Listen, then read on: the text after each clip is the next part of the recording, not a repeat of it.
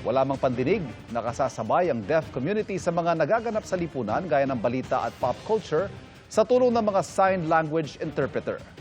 Yan ang tinutukan ni Darlene Kai.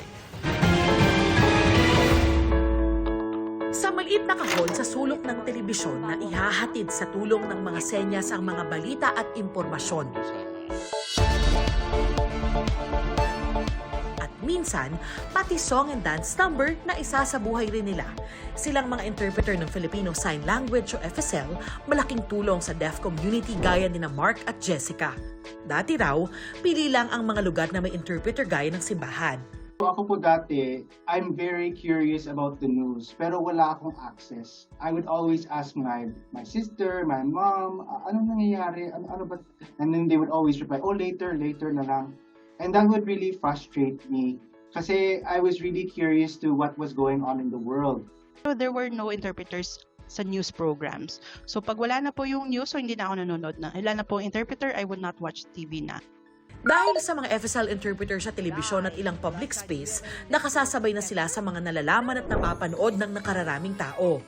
Nagkaroon ng sign language inset sa news dahil sa pandemya and they didn't have any access to anything.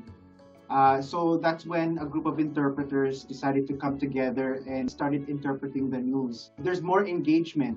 So I feel that deaf people have na a sense of being included. They're now part of the, like even in sa mga political sphere of what's going on in the Philippines. Ang hiling nila, lakihan pa ang espasyo sa screen para sa mga FSL interpreter at damihan pa ang mga public space kung saan pwede silang makita gaya sa mga ospital at health center. Changes can start as well as pag-iiba ng mindset. Just having that switch in mindset, in our perception of who they are, it gives them that opening to get into so many different things, like in terms of like connecting on a personal level and also giving them opportunities for work and livelihood and access and all that kind of stuff as well. Ang pagbibigay boses sa kanilang di makapagsalita o makarinig, isang senyales ng malaking pagbabago at pantay-pantay na pagtingin sa lipunan. Para sa GMA Integrated News, ako si Darlene Kai, nakatutok 24 oras.